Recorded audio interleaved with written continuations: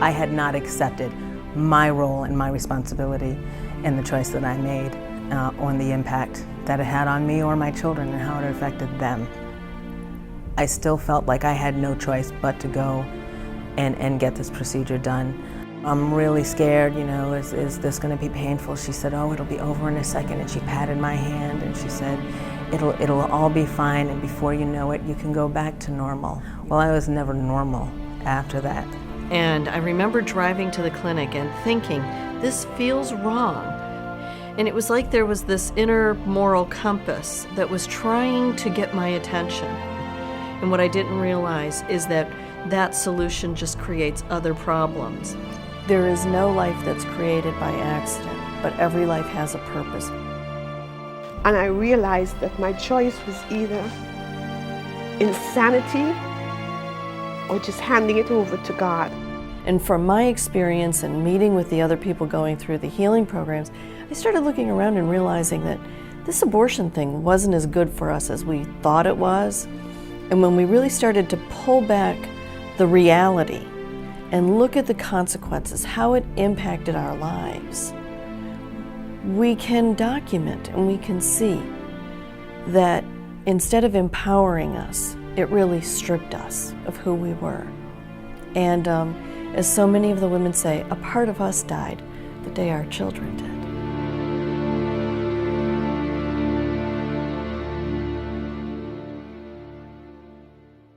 First of all, the world would have you think that it is a solution, and it's not a solution. It's a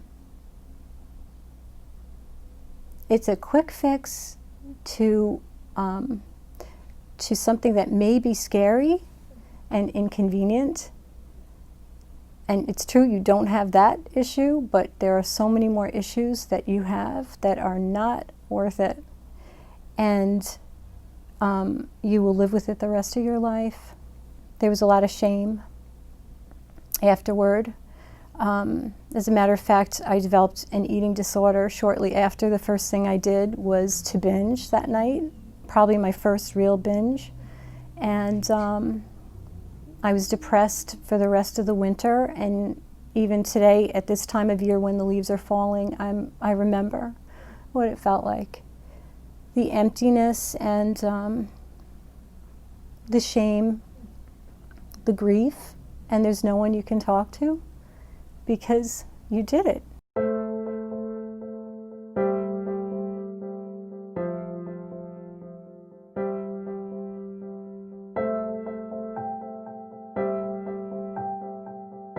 Abortion seems like a simple solution. Nobody's going to know about it. I was 16, I'm the youngest of 4. I was the good girl in the family. And for me, it was a big sense of which I could hide my sexual activity and just make this problem go away. And as young women, we think we can just make the problem go away, and we think that we're qualified and capable of making these decisions. And what we don't understand is how they follow us into our futures.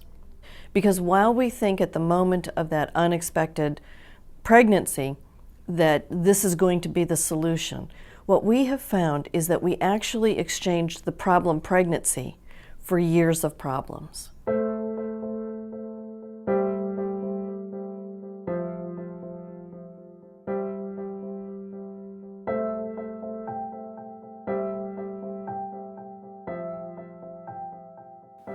Every person's life is a story, and you cannot understand them and who they are and why they are the way they are until you hear their story. You meet a woman and you wonder, why is she so hard? Or why is she so frightened? Or why is she so resentful? You'll never understand that until you listen to her story. And so we have to have these environments where we can tell the stories of our lives, because it's in the story that you discover the why we are the way we are, what happened, and what we've done with what's happened to us. It is immensely freeing to finally come to a place where you're willing to confess all. There's a sort of release, often a tremendous release of emotion, and it usually takes place almost like the layers of an onion, right? You're first going to meet all kinds of shame, and then beneath the shame you may find a lot of anger, right? And then beneath the anger, immense sorrow and pain. And beneath the sorrow and pain, you're going to find something precious called desire. And it's the core desire of our hearts for what might have been, for what might still be, what we really truly were made for, and what we desire, the love and the intimacy and the life that we were created to live, way down under all of that. But it takes some peeling away to get to it, and that's okay. That's part of the process, and we just have to let that be true. There is often hesitancy and apprehension about telling our story for the first time. But I think there's also a positive of being able to share with other people what has been held inside for so long.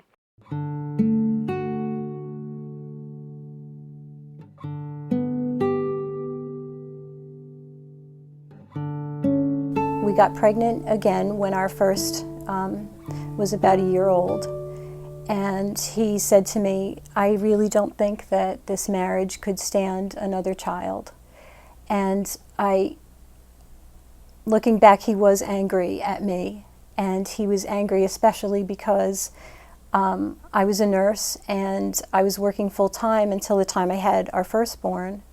And then I really wanted to stay home with her. And I wanted to mother her. And so I got him down to part-time. I was working part-time. And he was okay with that. But when I became pregnant again, he knew that I would want to stay home. And he wasn't willing to support us. And he didn't support my desire to be a mother. That was weak for him.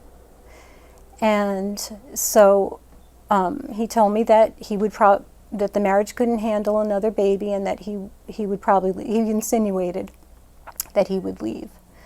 So I did my research, and I contacted the doctor that delivered my first child, and I was so ashamed to ask him to do that. And a lot of things were of course, the same doctor, very similar, and I just was thinking of, how happy I was when I was pregnant the first time, and how awful this was. And I did have a moment there when I found out I was pregnant, and I was bathing my little girl. She was a year old. And I had a moment where I just pictured two little girls in the tub, and I thought to myself, I really want to have this child. But I just didn't have the courage at the time to stand up to him and to tell him that I wanted to be a mother again. And I was afraid of him. I was afraid he'd leave. And so I contacted the doctor, as I said before, and I lied to him about my last menstrual period because I wanted to do it as quick as possible. As a nurse, I knew what was going on, and I figured the sooner I did it, the better, and if I did it any later, I wouldn't do it. And I knew I had to do it because I felt I had to do it. I didn't have anybody to talk to. I didn't tell my mother. I didn't tell my siblings. I told a couple of friends. I don't even know if I told anybody really. I just did it as quickly as I could. And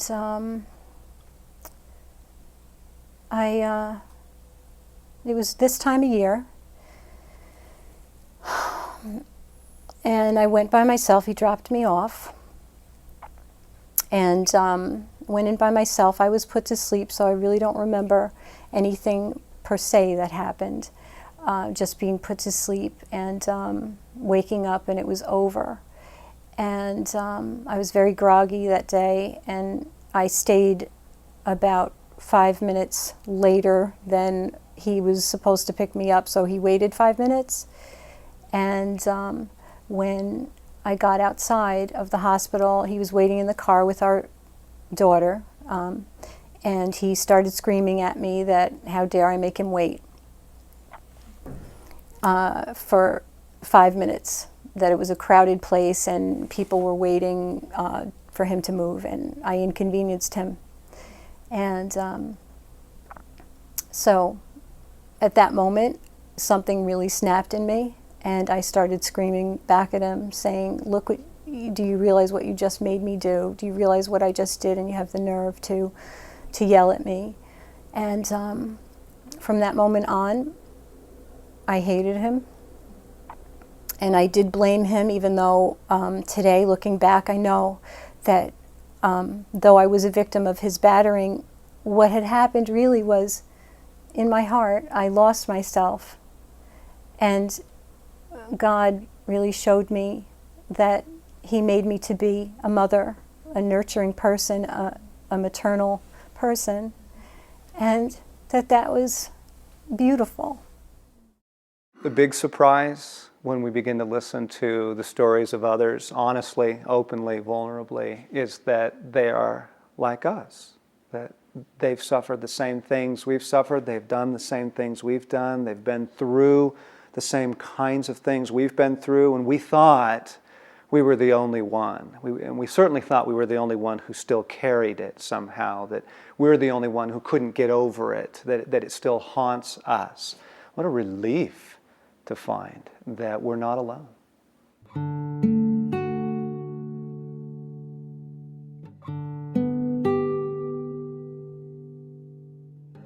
My name is Trisha. I was born and raised in Pittsburgh, Pennsylvania. I came from a family of 5.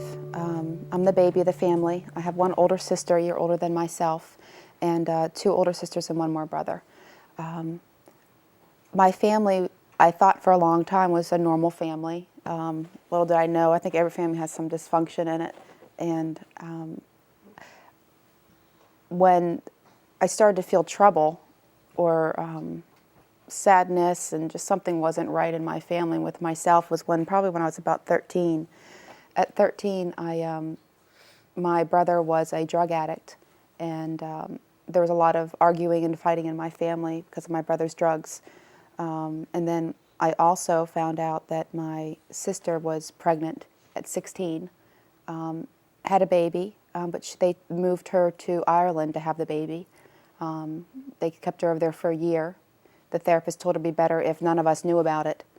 I never thought about food up until that point. I ate whatever I wanted to eat. I ate tons of food. I was so active, never worried about my weight, always had a good figure, developed early. I just never worried about it. And at the age of 13, when all this was going on, I remember being in gymnastics, and a coach came and along with about 50 other girls and lined us up and told us, "You're too fat here, you're too thin here, and you're too flabby and blubbery, go do 50 sit-ups." And I remember they pulled me up and said, this girl has the perfect body. And most people would think, wow, they were all angry with me and jealous, and I felt very uncomfortable when he said that.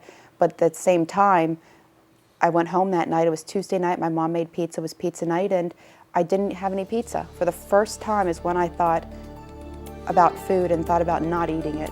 And I had to keep that perfect body.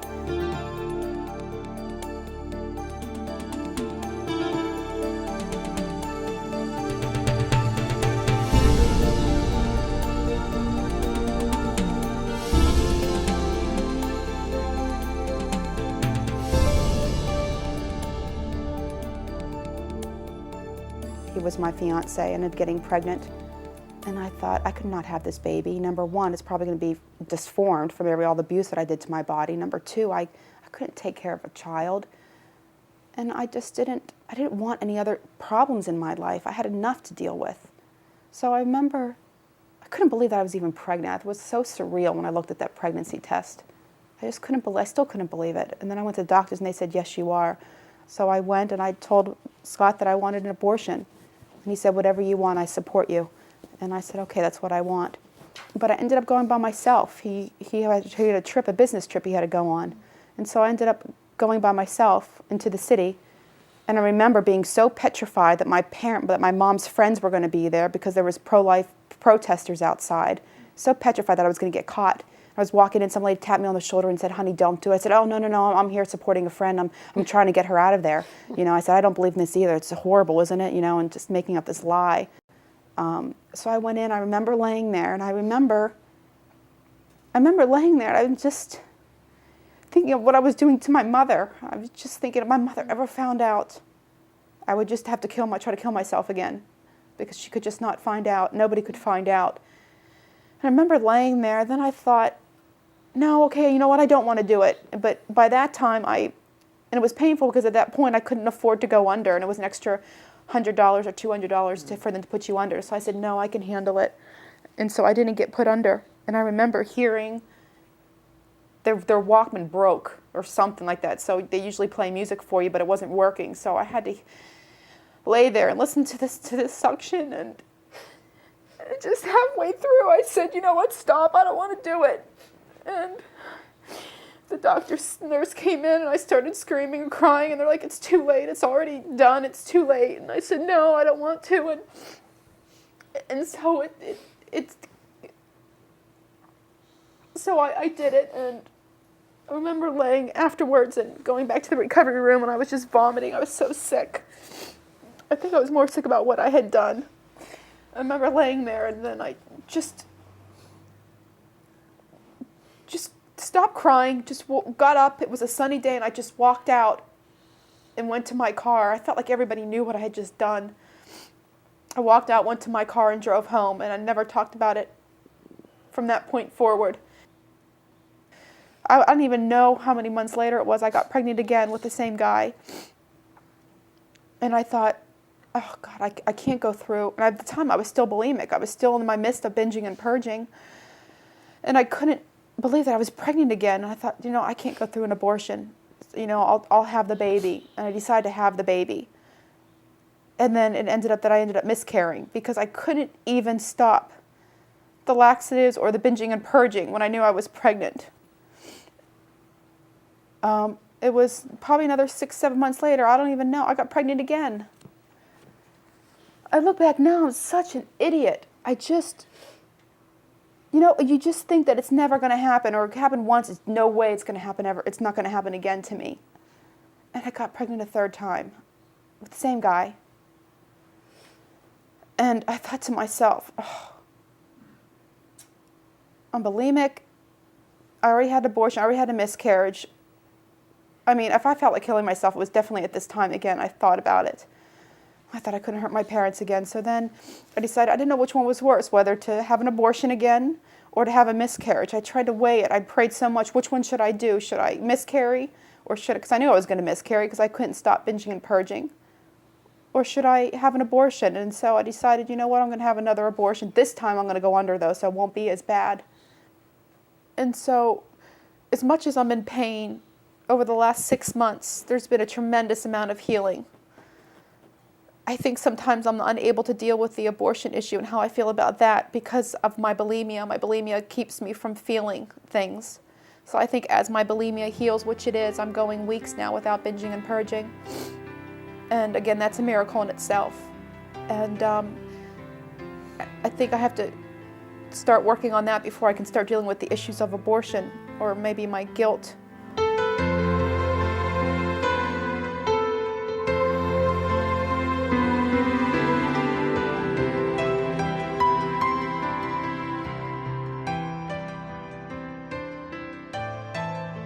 What people don't realize is that that first abortion, that moment where that choice is made, there's a place in there where we feel like it's a choice between ourselves and our baby. Somebody isn't going to survive. You know, we carry our signs that say, "I regret my abortion." And I haven't found a single mom that carries a sign that says, "I regret having a child."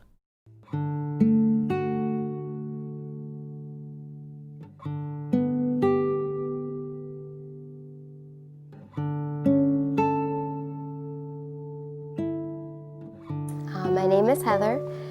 I think at the age of 12 was my first boyfriend. And it's hard for me to say that because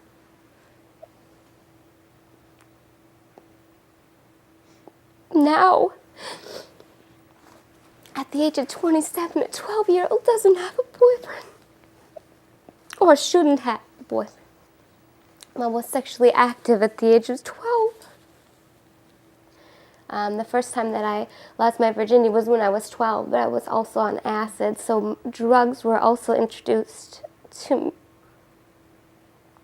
me very early.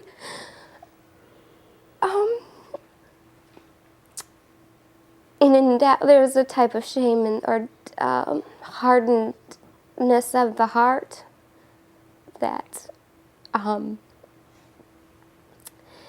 that just sort of took over, and I let it. And my relationship at that time, my first ever, was about 2 years, and this gentleman, he would sleep around also, so it was very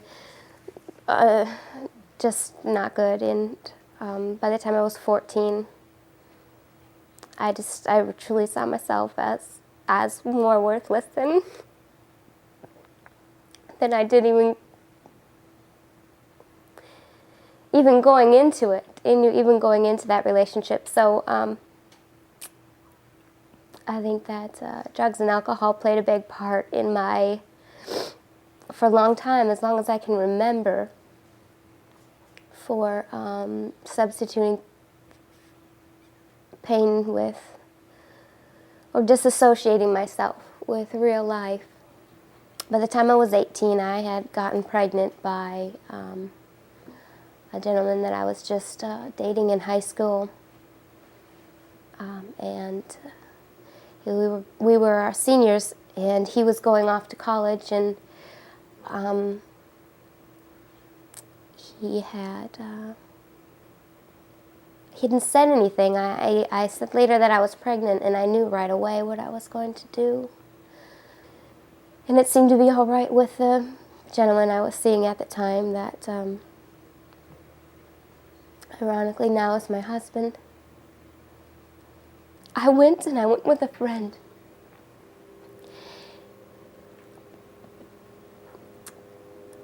And since I was 12, I was just so used to turning it off and just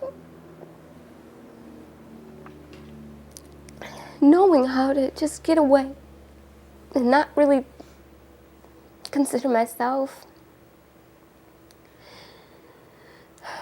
of anything. So I didn't think twice, and I thought, well, I'll go and do that, and it'll be better. It will be better. I don't know why I thought it would be better. But I went, and they did the procedure, and my friend had taken me in, and it seemed to be pretty easy. And they ask you, really, in the beginning, do you want, and you say yes, and they say, okay, and I went in, and by myself, and then that nurse was there, and I was holding her hand, and completely turned off from all my emotions, still struggling with maybe shame, because I knew by the time I was looking in her eyes and I was breathing, trying to get away from what was happening. I was really just thinking, this woman's gonna know I just had a cigarette because my breath stinks. And it's so weird that that's the only thing that I thought. Because I decided to take myself out of the situation and still feel like they were looking at me like it was all bad. Everything was bad. I was trying to hide so much at that time.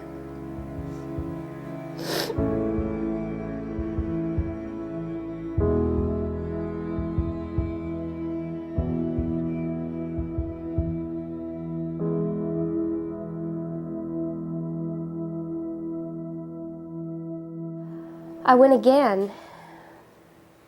That mistake you think you're never going to make again. That thing that you decide, well, it was rough and I'll never go back. But I was there. It didn't seem to go as smooth. It wasn't as much. There wasn't a man on the other side waiting for me in a relationship. There wasn't, it wasn't anything to hold on to through that. I felt completely hopeless. And they had put me in the room, and I had been drinking so heavily that, and using that, I didn't know where I was at. I just knew I was pregnant. And so they were doing an ultrasound on me. And they let my friend come in the ultrasound room, and she was there holding my hand. And they were giving me an ultrasound, and she just broke down.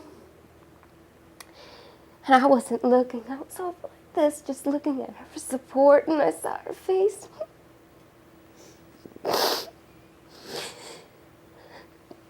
And she just started crying and said, "He's sucking his thumb."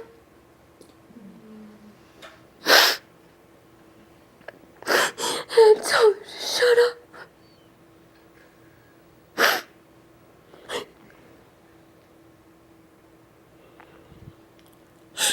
And the woman that was giving me the ultrasound said that I was about 3 months along.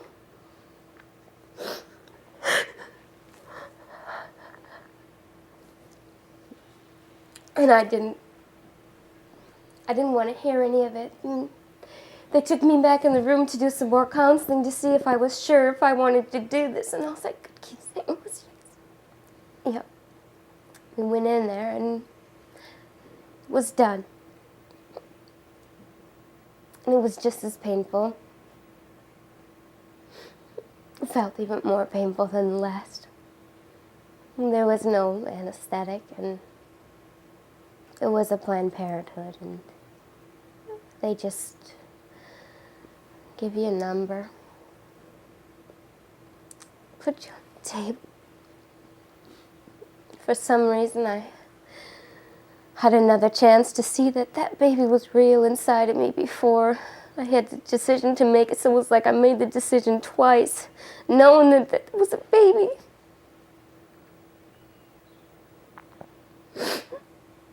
Sucking his thumb.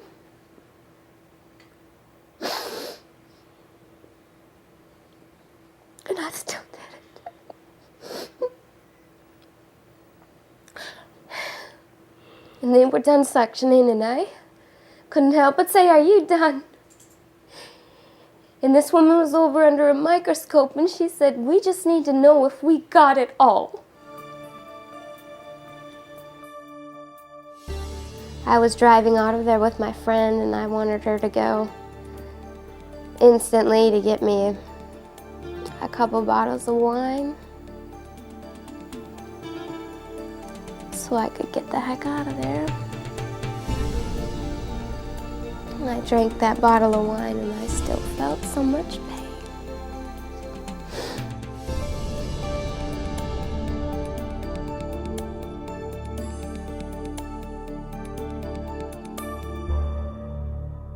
Life will break your heart sooner or later. I mean, the world in which we live, the things that happen, the things that we see, the things that we end up being a part of somehow will end up breaking your heart. And the question is not, will we be traumatized? How do we escape suffering? The question really is there restoration? Is there hope for all of us who at some point will be the brokenhearted, will be those who suffer trauma deeply? Because it creates something like a rift in the soul. It creates this deep remorse, fear, a deep ambivalence about living anymore. Do you risk hoping, dreaming, desiring? Do you risk loving again? It was 19 years before I finally faced that I didn't just have an abortion, but I aborted a child. It took me 19 years to make that connection. For 19 years, I lived in denial. I wouldn't allow myself to think about it, really. But when I did finally face it, and the grieving began, and the healing began, my life changed dramatically. I really kind of understood a lot of where my behaviors had kind of gone off the charts. I understood what was motivating them.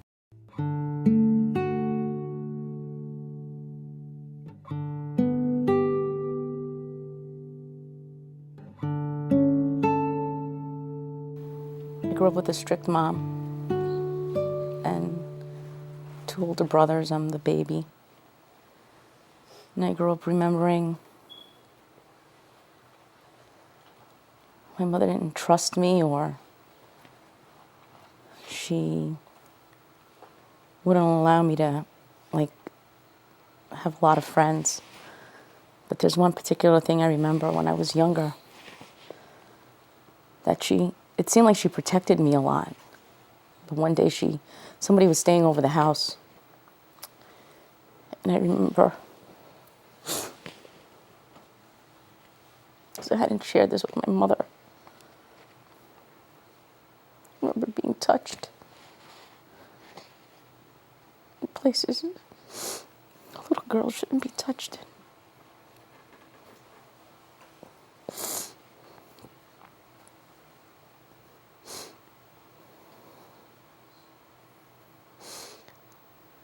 I was scared and I thought, she's protecting me, but who's this person in the house? Why isn't she stopping him? I was too scared to say anything. I think I buried that thought or that experience somewhere deep in my mind. As I started getting older, I was very promiscuous. I didn't grow up with, I have a stepfather who was very good to me, but I didn't grow up with a dad. So I always felt like I was looking for love. And I thought that by giving myself and being with different boys and things, that for a moment that it was comforting. As time went on, I met my husband. We went out a few years, and I thought I stopped then with my promiscuity for some time. Then we got engaged, and during that time, I never got pregnant. And one day I got pregnant.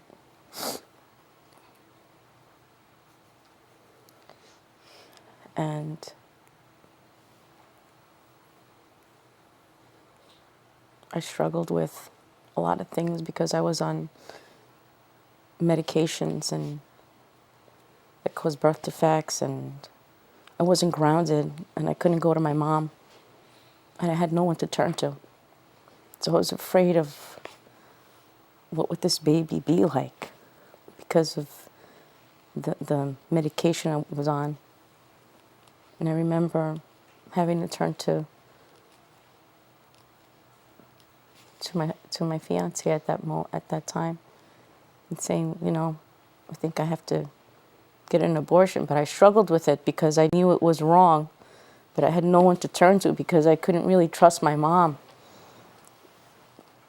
because she was judgmental, critical, and I could never live up to anything good or do anything right, it seems, with her.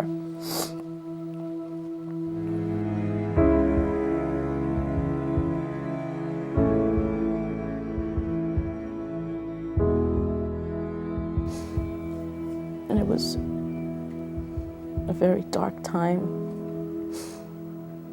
I hadn't shared that with anyone, or even the abuse part growing up. I buried those things far away, deep inside.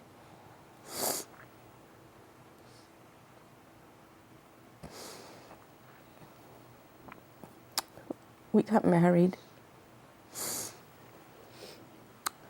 Sometime later, I had gotten pregnant again.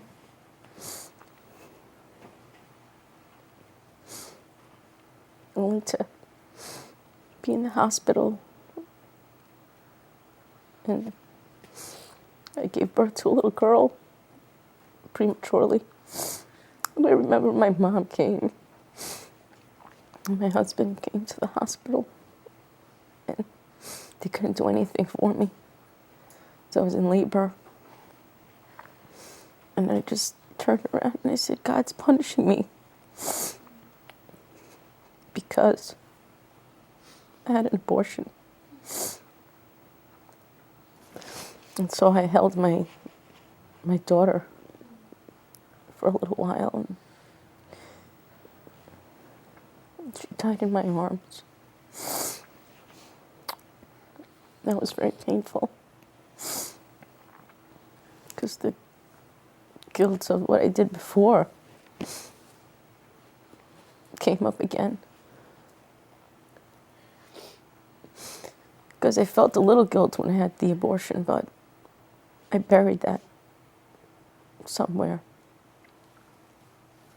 And so now I was being punished because I did that.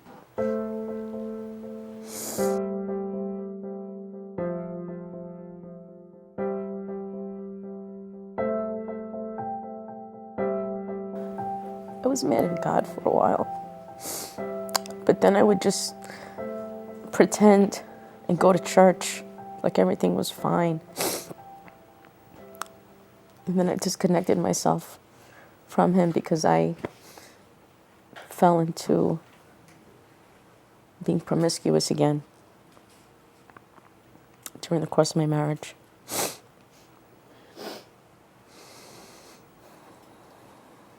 I carried around a lot of shame.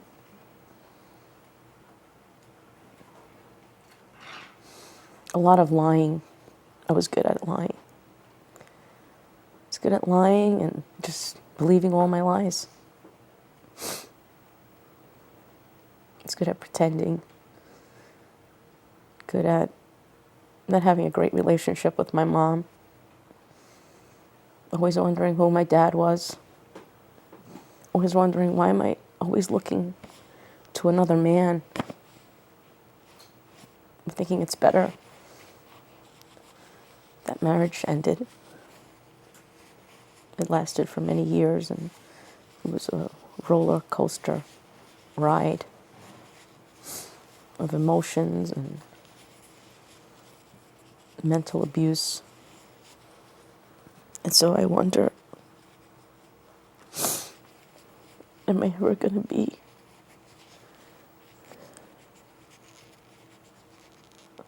who I'm supposed to be? Am I going to walk around in pieces? I got remarried again, only to find that I'm in a destructive relationship. And now my children are older.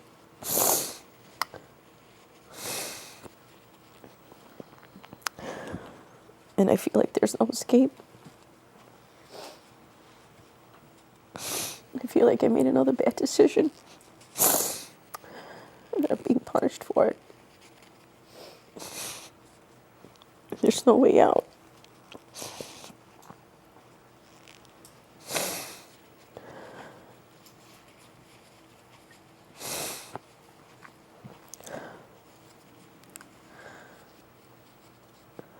I've chosen not to be promiscuous anymore because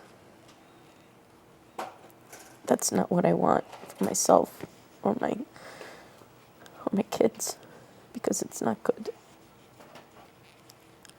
But I grew up hiding things inside of being angry, bitter, always feeling like I was getting the short end of the stick, not feeling loved. And so I'm here because I want this to be the beginning of a new chapter of my life.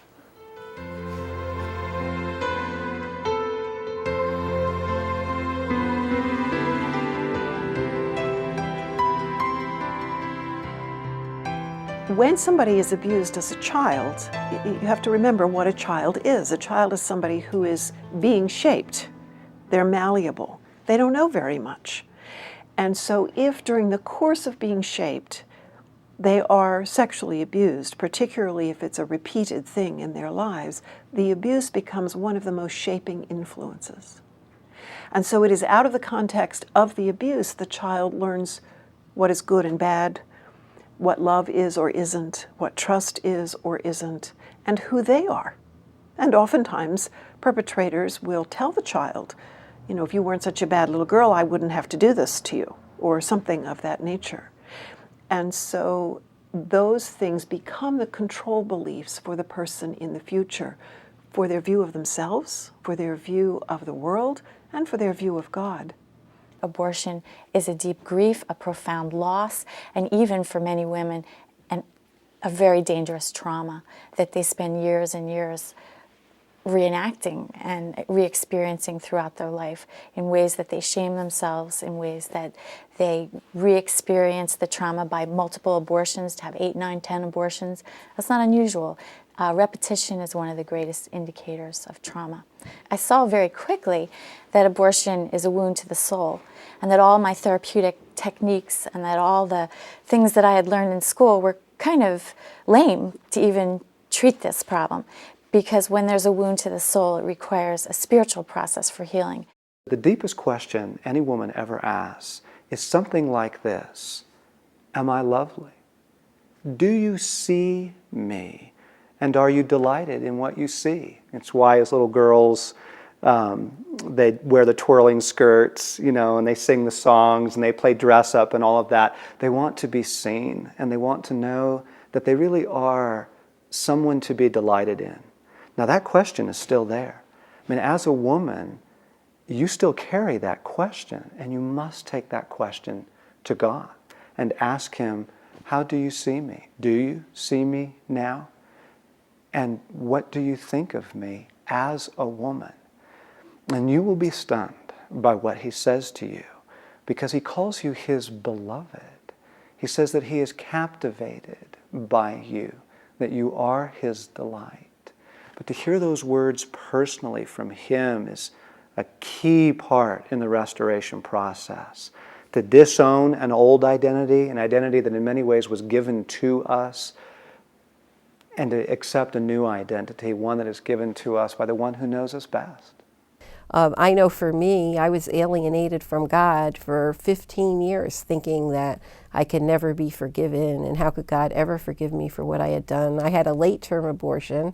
I was almost in my 5th month, and I had a saline abortion, which is horrific. I was 17 years old when I got pregnant, and I grew up in a Catholic family, and I was afraid to tell my father, Italian-American, strict, that I was pregnant, so I kept delaying because I knew there was going to be a problem. But one thing I really didn't think was going to happen was that anybody was going to ask me to get an abortion.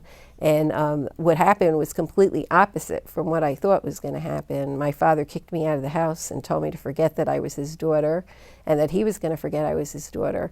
But then I was staying at a friend's house who took me in for a little while. And every day I would get phone calls from my family telling me that my father wanted me to get an abortion. And I finally gave in, not because I wanted an abortion or that it was a free choice, but because I truly felt like I had no choice. I was 17, I had no job, no place to go.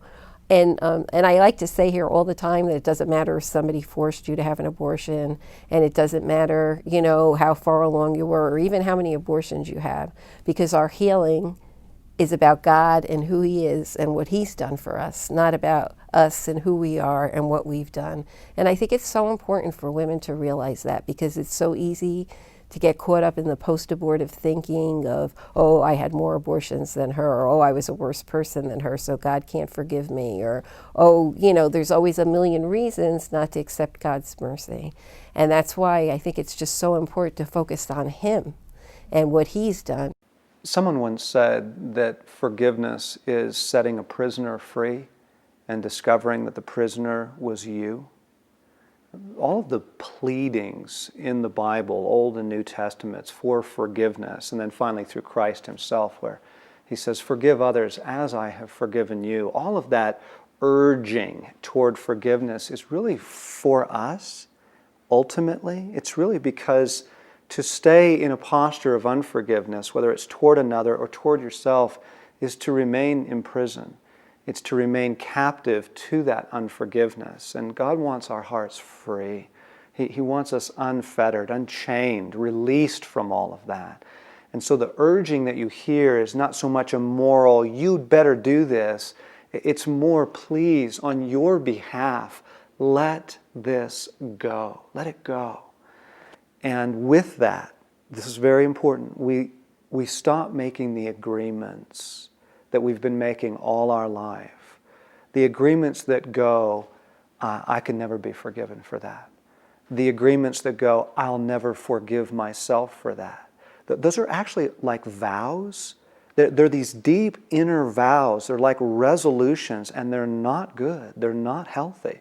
They keep us bound then in a place of unforgiveness. And so breaking the agreement that we've been making all along with, I deserved it, or it's too late for me now, or that was unforgivable. However we've kind of named it or phrased it, there are these agreements that we've made down in our souls.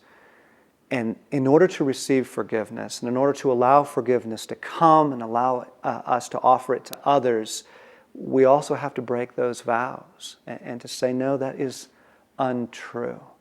After having a discussion with my daughter and explaining to her what an abortion was, and having to look my daughter in the eye as an 8-year-old, and she said to me as we closed out our time together, she said, Mommy, let me get this straight. When you were 16 years old, you were pregnant and you killed your baby. And I had to look her in the eye, and I had to say yes. And in that moment of time, when I saw the disappointment go through her face, the terror, would she do that to me? And I thought to myself in that moment, where are these organizations? Where are these women that say they are concerned about women's rights, about protecting the woman? Where are they now to help me? They were nowhere to be found. I was on my own, facing that pain in my child's eyes. Trauma, suffering, tragedy, evil does something to us. It has an effect on us. It literally breaks our hearts.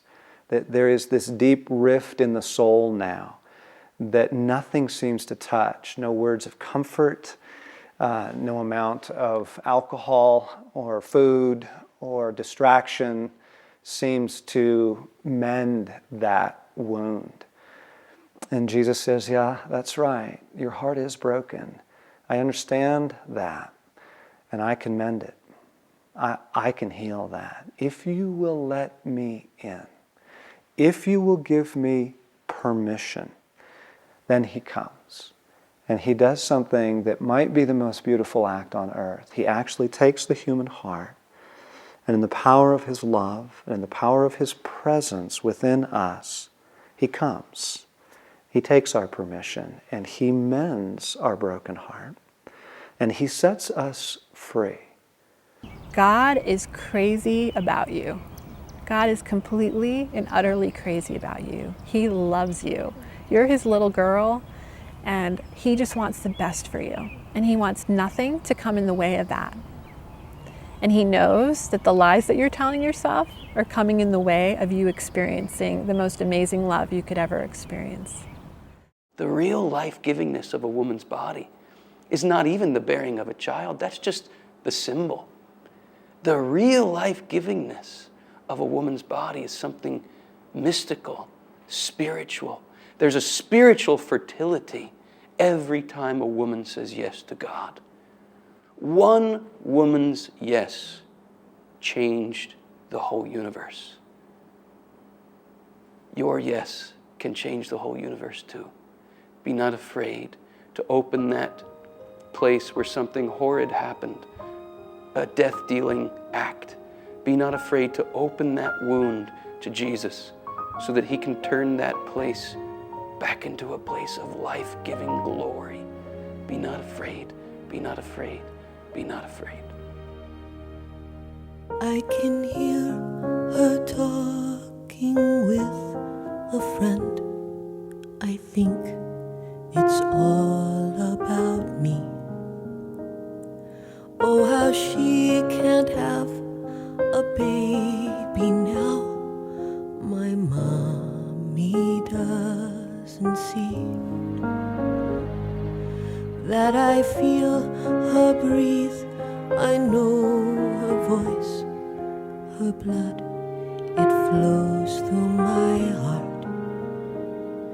God, you know my greatest wish is that we'd never be apart. But if I should die before I wake, I pray her soul you'll keep.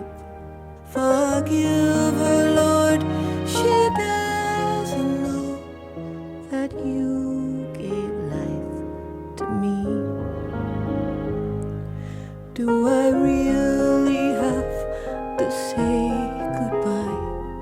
Don't want this time to be through. Oh, please tell her that I love her, Lord, and that you love her too. 'Cause if I should die before I wake, I pray her soul you'll keep. Forgive her, Lord, she doesn't know that you gave life to me.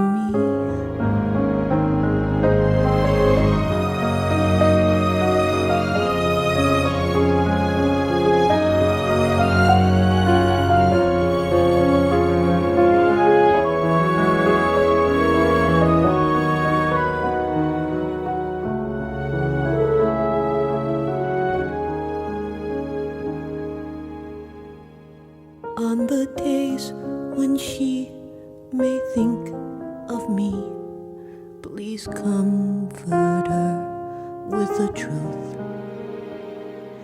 that the angels hold me safe and sound, 'cause I'm in heaven with you.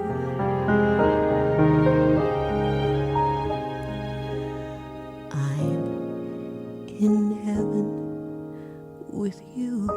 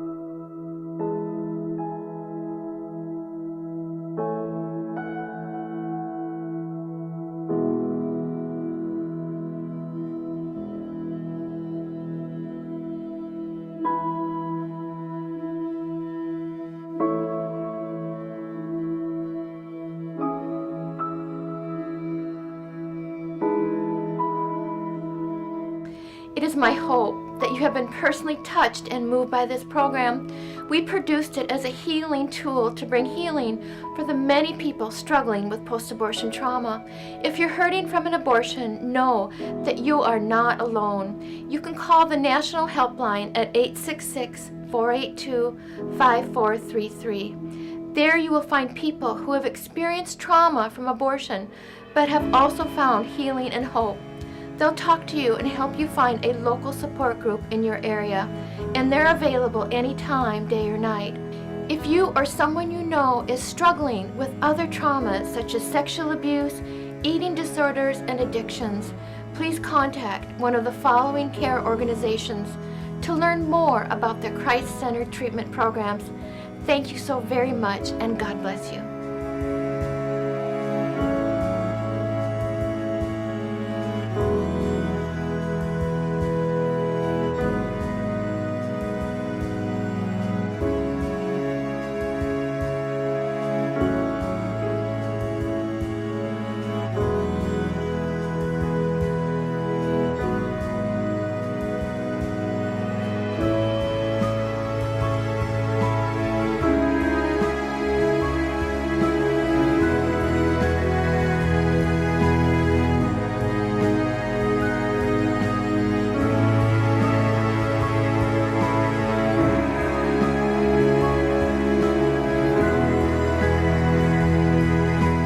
more information about the 1 Hour Into My Arms series you've just seen, call Vision Video at 1-800-523-0226, extension 446, or visit visionvideo.com.